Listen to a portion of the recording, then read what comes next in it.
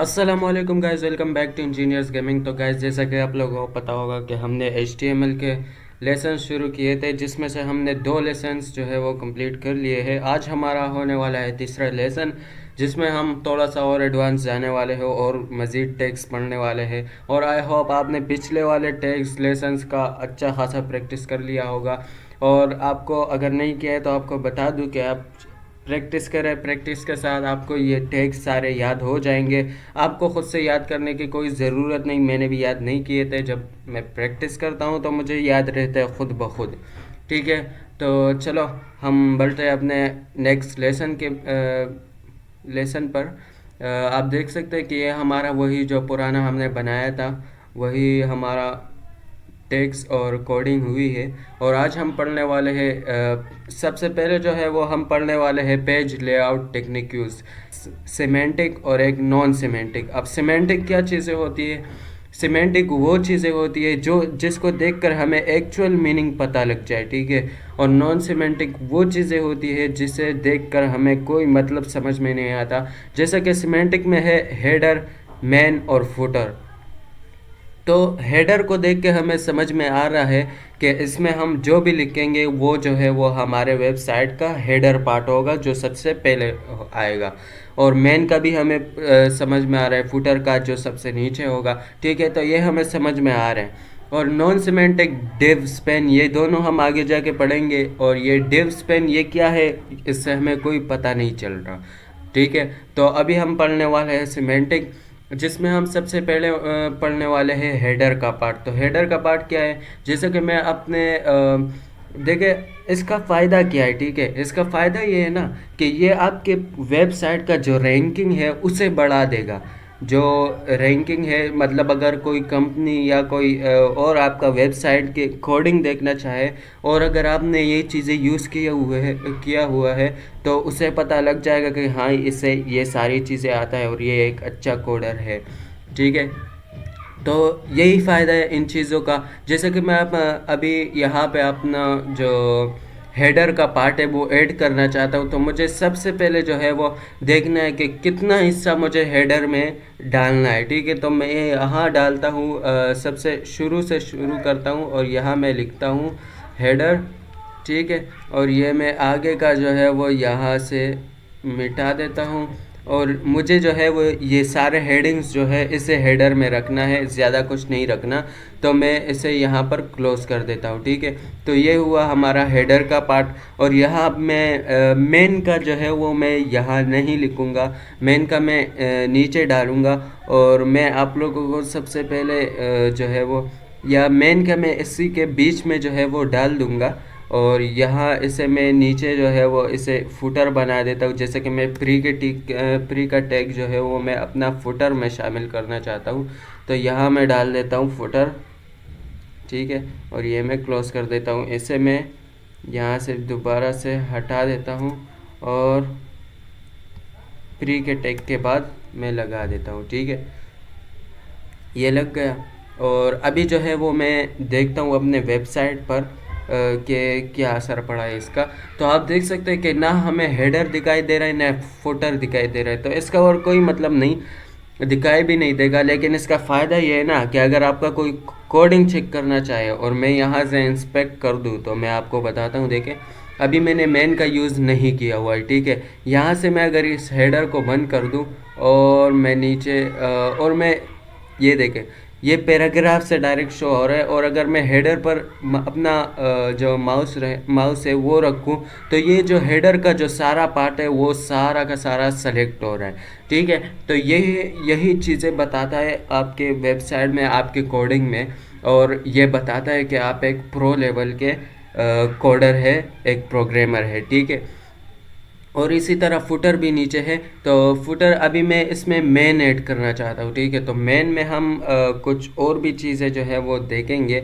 मैं यहाँ पर जो है वो मेन मेन में इसे बना देता हूँ। मेन में मैं लिखता हूँ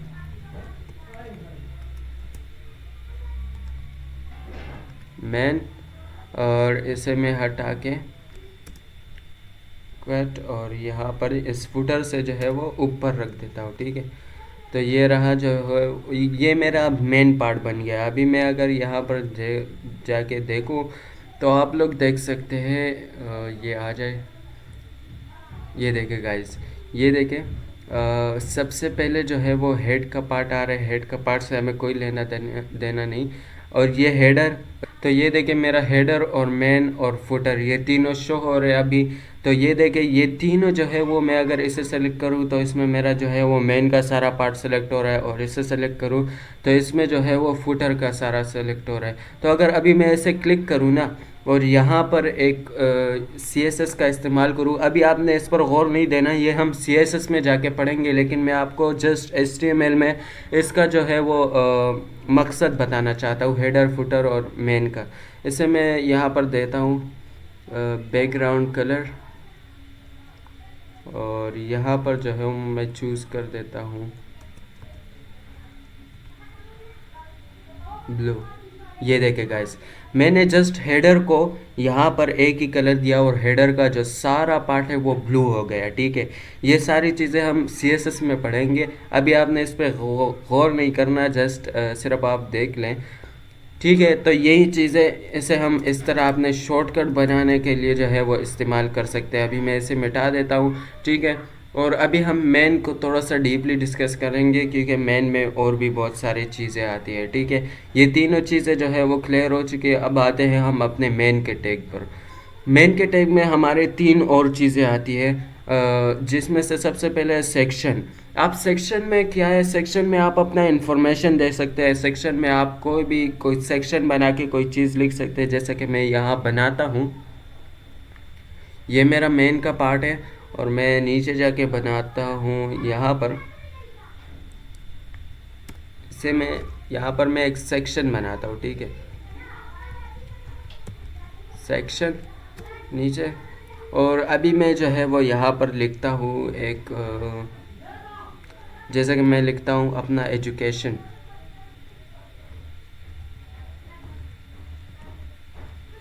एजुकेशन ऐड करना चाहता हूँ मैं अपना, यहाँ पर मैं कुछ भी लिख देता हूँ ग्रेजुएशन, और इसके नीचे मैं अपना नाम लिखता हूँ। अब मैंने एक सेक्शन जो है वो ऐड कर लिया है, और अभी मैं इसमें एक और सेक्शन जो है वो ऐड करना चाहता हूँ। जैसे कि मैं लिखता हूँ सेक्शन, सबसे पहले तो मैं ये डाल देता हूँ, और इसके बीच में लिखता हूँ नेम, और यहाँ पर मैं लिखता हूँ उमेर। ठीक है, ये मैंने एक सेक्शन और ऐड किया। इसे मैं सेव करता हूँ और यहाँ पर जाता हूँ, तो ये देखिए एजुकेशन, ग्रेजुएशन, नेम और उमेर। इसे अगर मैं इंस्पेक्ट करूँ तो आपको मैं बता दूँ कि यहाँ पर आपका इतना फ़र्क नहीं पड़ने वाला, लेकिन ये आपके रैंकिंग में, अगर आप वेबसाइट को गूगल पर डालते हैं तो ये आपके रैंकिंग को जो है वो बढ़ा सकता है। ठीक है, और ये देखिए ये सेक्शन में बाकायदा लिखा हुआ आ रहा है, ये इसका तौर तरीका है लिखने का। ठीक है, तो इसमें हम सेक्शन, मेन में हम सेक्शंस जो है वो ऐड कर सकते हैं। आर्टिकल जो है वो ऐड कर सकते हैं, जैसे कि मैं आर्टिकल में लिखता हूँ मैं लिख देता हूँ यहाँ पर, उसके बाद मैं ऐड करना चाहता हूँ आर्टिकल। ठीक है, और इसमें मैं अपनी कोई स्टोरी ऐड कर सकता हूँ, जैसे कि मैंने कहाँ से पढ़ा है, मैं क्या करना चाहता हूँ, मेरा क्या गोल है। ठीक है, इसे मैं अभी लिख देता हूँ दिस इज़ अ स्टोरी, ये मैंने ऐड कर दिया। और ये जो है वो, इससे आप अपनी स्टोरी बयान कर सकते हैं, और इस तरह आर्टिकल्स वगैरह जो है वो ऐड कर सकते हैं।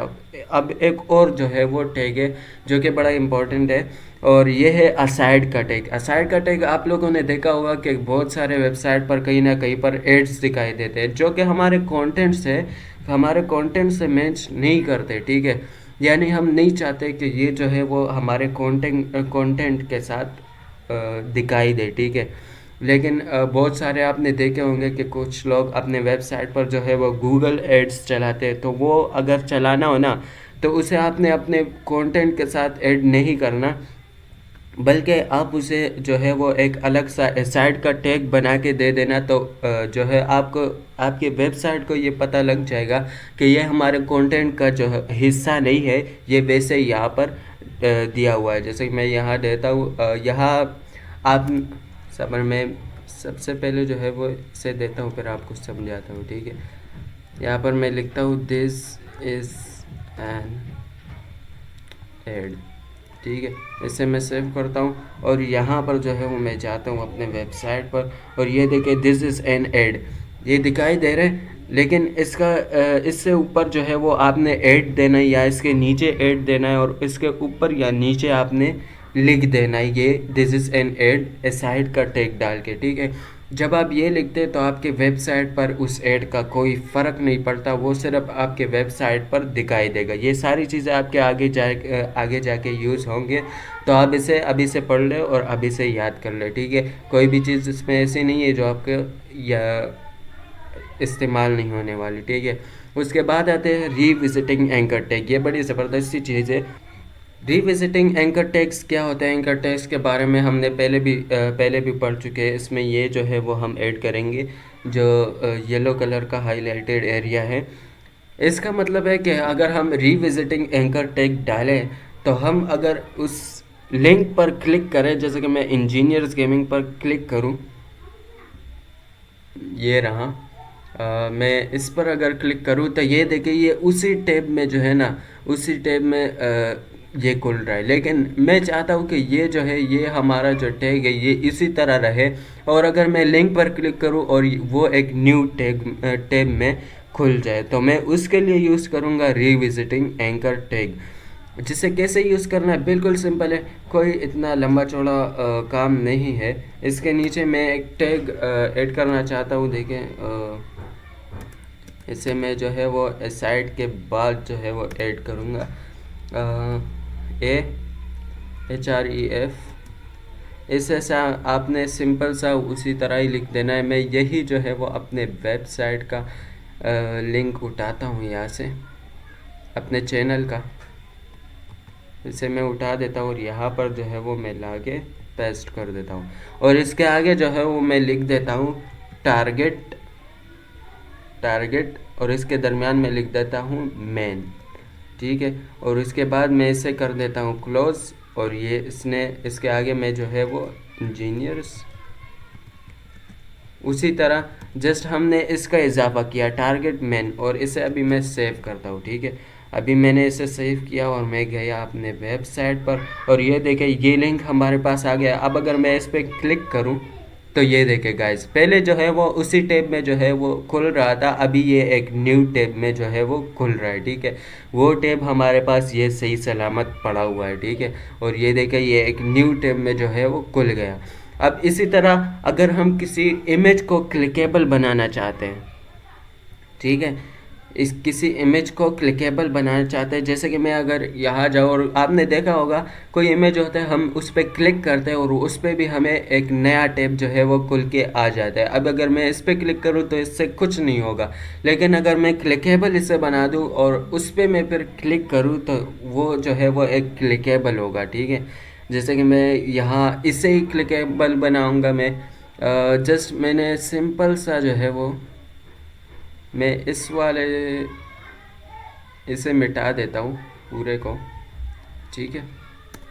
ये मैंने मिटाया, और इसके साथ ही मैं लिखूँगा सबसे पहले एक इस तरह का एक नॉर्मल जो है वो लिंक का टैग डालूँगा सबसे पहले, जिसमें मैं लिखता हूँ HREF। इसे मैं डालता हूँ और इसमें मैं जो है उसी गवर्नर वाले वेबसाइट पर मैं जाता हूँ, ठीक है, गवर्नर इनिशिएटिव, यहाँ मैं जाता हूँ डायरेक्ट, और इसी का जो है वो मैं लिंक उठा देता हूँ, ठीक है। इसका मैंने लिंक उठाया और यहाँ मैं गया, और यहाँ जो है वो मैं इसे पेस्ट कर दूँगा। इसे मैंने पेस्ट कर दिया। अब इसे मैं टारगेट भी करूँगा ताकि ये न्यू टैब में खुले, ना कि उसी टैब में खुले। मैं नहीं चाहता कि ये उसी टैब में खुले, ठीक है। इसे मैं कर देता हूँ टारगेट मैन, ठीक है, और यहाँ मैं इसे क्लोज कर देता हूँ। और इसके आगे अभी जो है वो मुझे इमेज का सोर्स लगाना है, ठीक है, IMG ये मैंने किया, ठीक है। और यहाँ अब मैं गवर्नर सिंह का जो वो इमेज का एक एक इमेज मैं उठाता हूँ, वही वाला इमेज उठाता हूँ। ये मैं इससे एक इमेज उठा देता हूँ, ठीक है।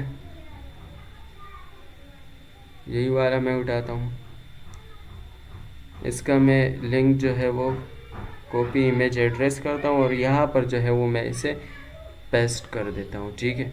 अब ये मेरे पास कुछ अच्छा सा नहीं दिख रहा, तो मैं जो है वो क्या करने वाला हूँ, इसे मैं डबल लाइन में कन्वर्ट करने वाला हूँ। ये सारी चीज़ें आप भी यूज़ किया करें ताकि भूलें ना, ठीक है। कमांड में मैं वर्ड रैप इसे करने वाला हूँ, ठीक है। ये मेरे पास कुछ बड़ा ही जो है वो लिंक आ गया है, इसका बहुत बड़ा जो है वो लिंक है, तो कोई नहीं, इस पर आपने गौर नहीं करना। ये जो है वो बहुत बड़ा लिंक है, मुझे इससे कोई लेना देना नहीं। और अभी जो है वो मैं इसके नीचे जाके, भाई बहुत बड़ा है ये, इसके आगे जो है वो मैं आके लिखूँगा। इसे मैं सबसे पहले दूंगा ऑल्ट, ऑल्ट का टैग मैं दूंगा, और इस यहाँ पर मैं लिख देता हूँ कामरान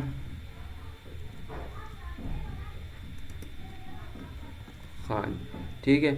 और इसे मैं जो है वो क्लोज कर देता हूँ। अब इसे मैं सेव करता हूँ, जाता हूँ अपने वेबसाइट पर। अब देखिए गाइस, मैं अगर इसे क्लिक करूँ तो ये देखा गाइस, ये क्लिकेबल बन गया, ठीक है। समझ में आया कुछ? इसे अभी ये वही फ़ोटो है, वही सेम चीज़ है, लेकिन अगर मैं इसे क्लिक करूं तो डायरेक्ट मेरे पास वो कामरान गवर्नर सिंध वाले जो वेबसाइट है वो डायरेक्ट खुल रहा है, ठीक है। तो इस तरह हम किसी भी जो है वो वेबसाइट, किसी भी इमेज को एक क्लिकेबल इमेज बना सकते हैं। बहुत सिंपल है। सबसे पहले जो है वो मैंने ऐड किया एक लिंक का टैग, जिसमें मैं AHREF वाला टैग और टारगेट मैंने दे दिया ताकि न्यू टैब में ये खुले। उसके बाद मैंने लिंक वाला टैग जो है वो बंद किया, और उसके बाद मैंने इमेज का टैग ऐड किया, उसमें मैंने ये सारा इमेज एड्रेस दिया, और आखिर में जो है वो मैंने ओल्ड का भी यूज़ किया यहाँ पर। ये मैंने ओल्ड का यूज़ किया और इसे मैंने बंद किया, और ये एंडिंग पॉइंट है, ठीक है। तो बहुत ही सिंपल है, कोई मुश्किल काम नहीं है। इसे मैं सेव करता हूँ, और इसके बाद हम पढ़ने वाले हैं जो है वो क्लिकेबल इमेज जो है वो हमारा हो गया। अब हम पढ़ने वाले हैं डिव टैग और स्पेंड का टैग, ठीक है। तो डिव टैग असल में क्या होता है, डिव टैग में अगर हम कुछ लिखते हैं ना, तो वो फुल विद जो है वो पकड़ेगा। यानी कि मैं अगर इसे यूज़ करूँ, एक मिनट में इसे यूज़ करता हूँ, यहाँ अपने वेबसाइट पर आता हूँ, और यहाँ जो है वो मैं इसे ऐड कर देता हूँ मेन में, मैंने फुटर में मैं इसे ऐड करता हूँ, ठीक है। यहाँ मैं लिखता हूँ डिव, ये बहुत ही इम्पोर्टेंट है, आगे जाके आपका बहुत ही काम आने वाला है, ठीक है। ये डिव का टैग, तो इसे हमेशा याद रखना है। और इसमें मैं लिखता हूँ this is a div tag, ठीक है। तो इसे मैंने ऐड किया, और अभी अगर मैं इसमें एक स्पेन का टैग भी ऐड कर लेता हूँ। स्पेन का टैग जो है वो इसके नीचे, डिव टैग जो है वो फुल विड्थ पकड़ता है, और स्पेन टैग जो है वो इनलाइन होता है। ये इनलाइन का क्या मतलब अभी मैं आपको बताता हूँ। इसमें मैं पहले सबसे पहले स्पेन का एक टैग जो है वो ऐड कर देता हूँ। यहाँ मैं स्पेन का tag add, this is a Spain tag, ठीक है। अभी इसे मैं सेव कर देता हूँ, और अभी हम जाते हैं अपने वेबसाइट पर, ठीक है। अभी ये देखें, ये दोनों जो है वो नॉर्मल दिख रहे हैं, लेकिन अगर मैं इंस्पेक्ट करूँ और इंस्पेक्ट में आपको दिखाऊँ, तो ये जो है वो मेरा फुटर वाला हिस्सा है। इसे मैं खोल देता हूँ और आगे जाता हूँ। अभी देखें गाइस, अगर मैं स्पेन वाले टैग पर जो है वो अपना माउस रखता हूँ, तो ये देखें, ये जो है वो हमारा फुल विड्थ पकड़ रहा है, यानी कि ये पूरा लाइन जो है वो इसने पकड़ लिया, ठीक है।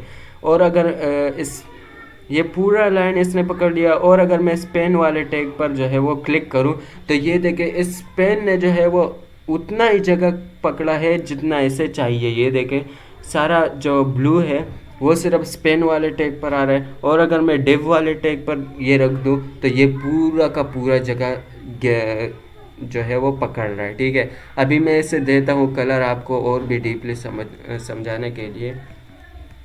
बैकग्राउंड कलर यहाँ पर मैं दे देता हूँ रेड। ठीक है, और मैं जो है वो स्पेन को देने वाला हूँ, स्पेन को जो है वो मैं दे देता हूँ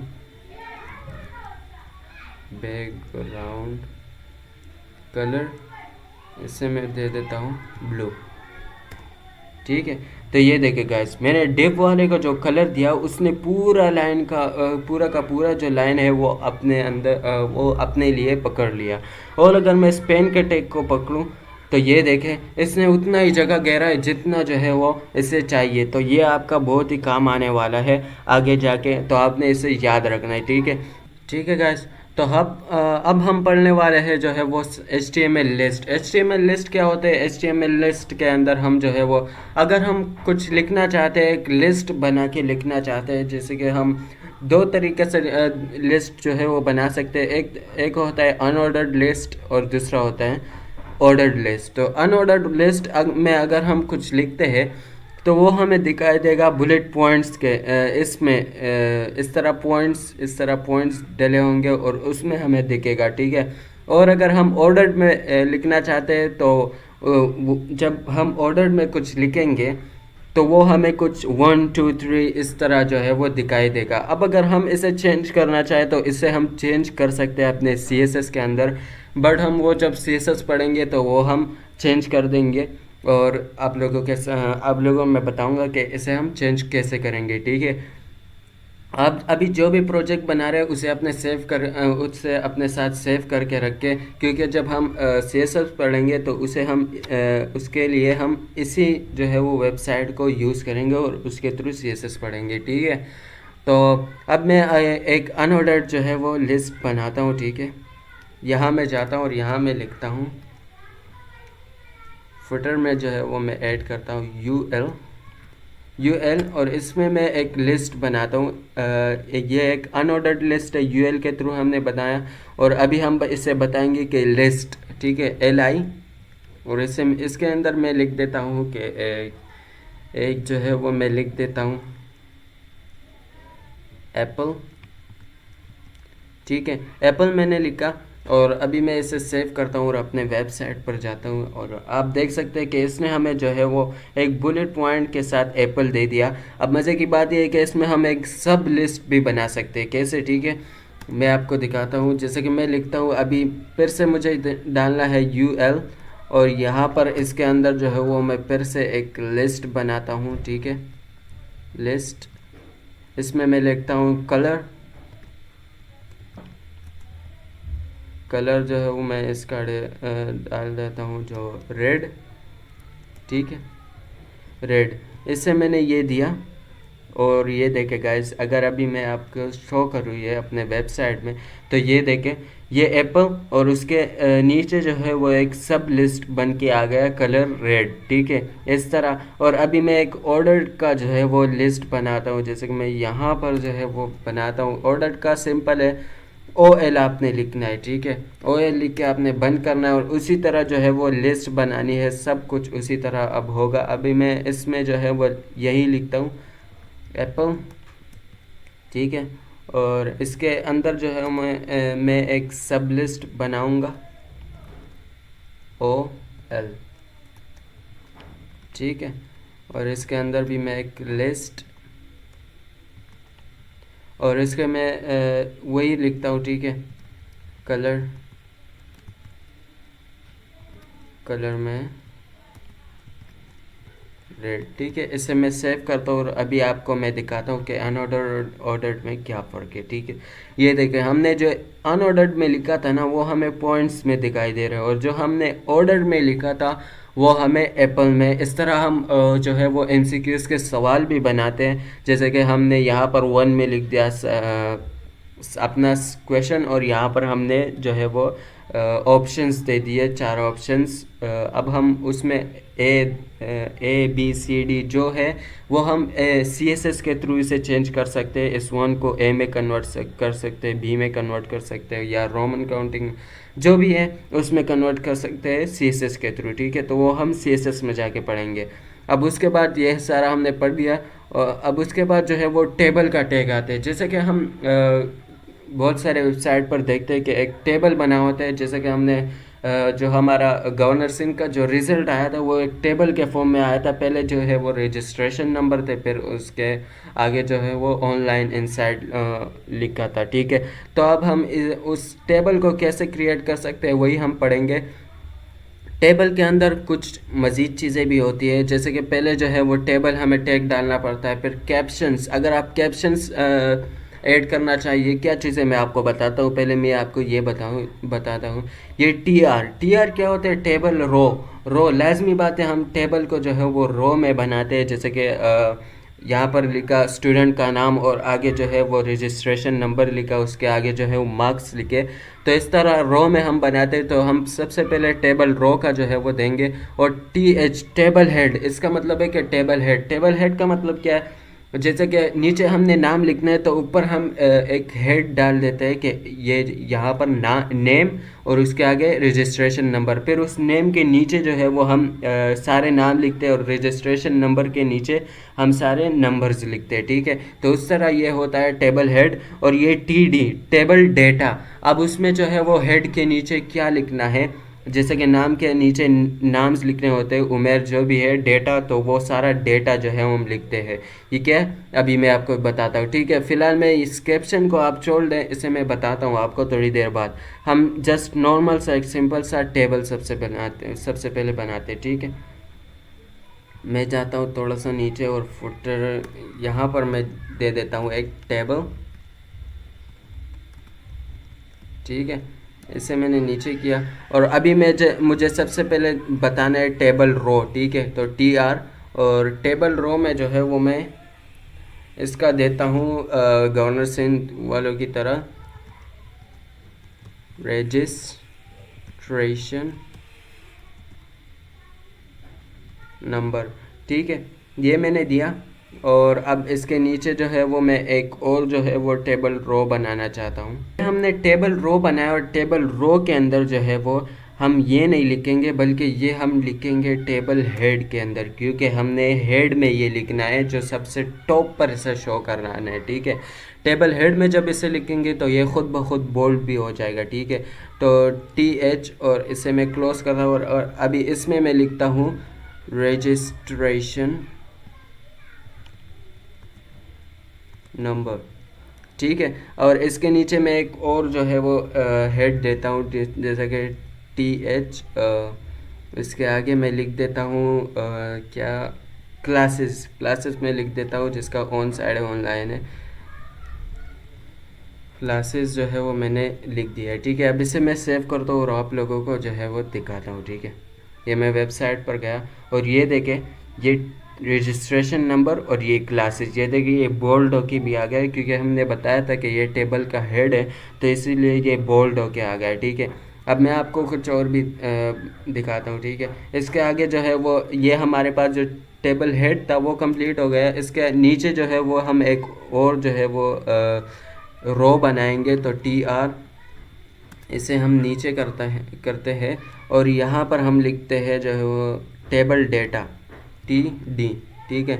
ये मैंने लिखा। सबसे पहले हमने लिखा है रजिस्ट्रेशन नंबर, तो मैं यहाँ पर अपना रजिस्ट्रेशन नंबर ऐड कर देता हूँ, ठीक है। ये मैंने रजिस्ट्रेशन नंबर ऐड किया और उसके बाद जो है वो मैंने क्लासेस का जो हेडिंग है वो दिया है। तो मैं क्लासेस में लिख देता हूँ TD, और यहाँ पर मैं डाल देता हूँ ऑन साइड, ठीक है। इसे मैं सेव कर देता हूँ और अभी मैं आपको दिखाता हूँ, ठीक है।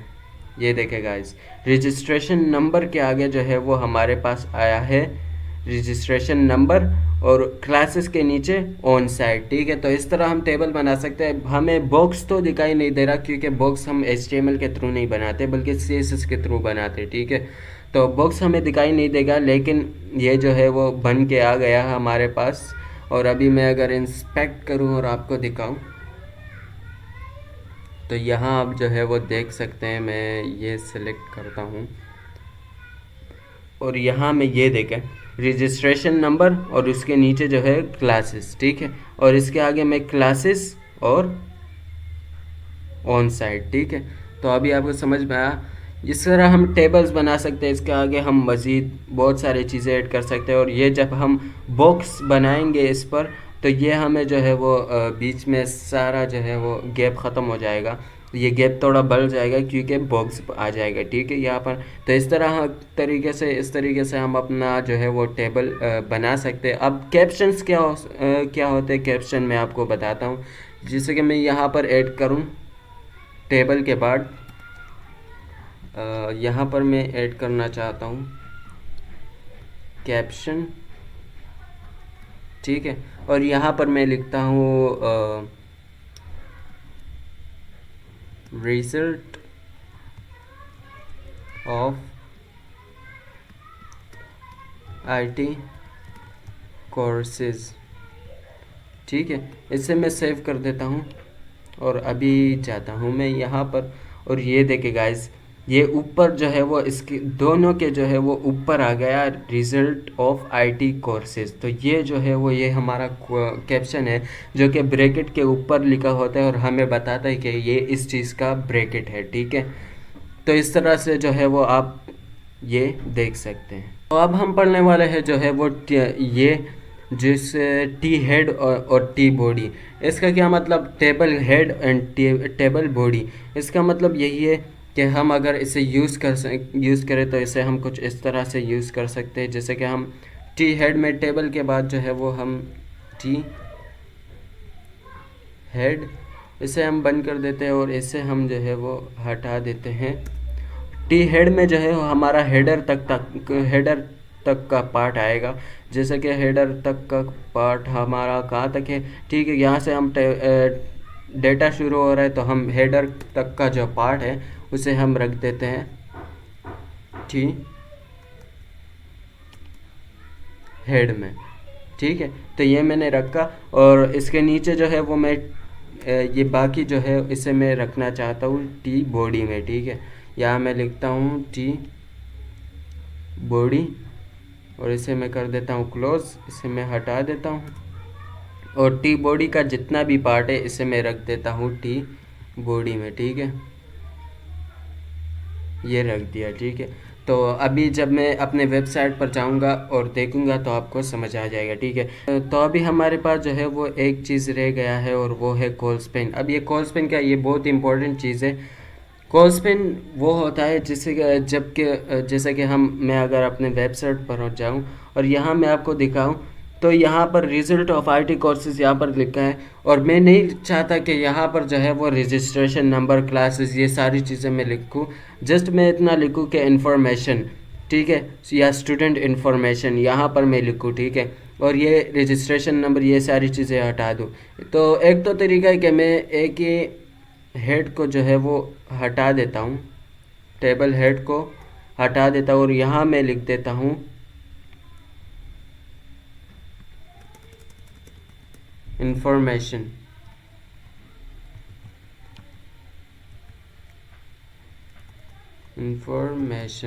यहाँ मैंने ये लिख दिया, ठीक है, और इसे मैं सेव करता हूँ और अभी आपको दिखाता हूँ, ठीक है।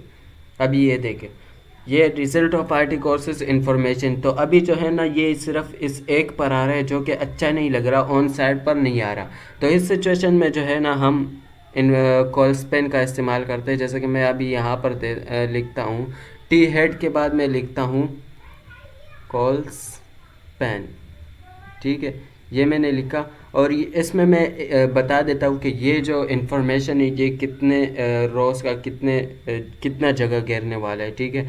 तो मैं इसे देता हूँ कितने 2, ठीक है, और इसे मैं सेव करता हूँ और अभी आपको मैं दिखाता हूँ, ठीक है।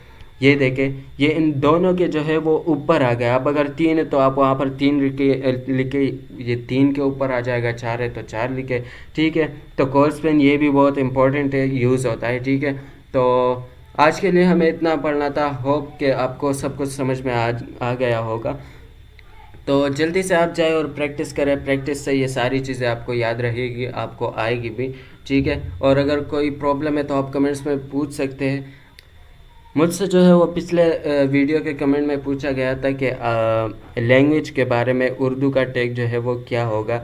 तो मैं आपको बता दूं, ये एट्रीब्यूट्स है, और एट्रीब्यूट्स जो है वो बहुत सारे होते हैं। यहाँ पर आपने अगर उर्दू का टैग डाल दे तो इसका मतलब ये नहीं कि आपका वेबसाइट में जो भी लिखा है वो उर्दू में हो जाएगा, नहीं।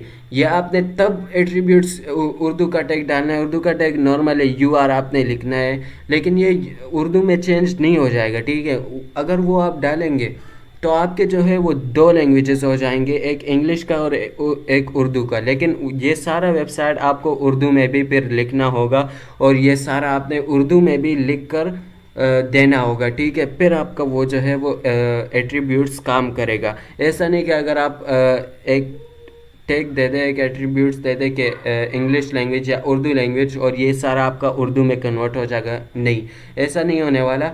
आपने जो है वो सबसे पहले उर्दू का लैंग्वेज का टैग देना है, और उसके बाद जो है वो पूरे वेबसाइट को उर्दू में उतारना है, फिर आपका जो है वो ये वेबसाइट उर्दू में शो होगा। ठीक है, तो आज के लिए इतना ही। वीडियो को लाइक करो, सब्सक्राइब करो। मिलते हैं नेक्स्ट वीडियो में। खुदा हाफिज़।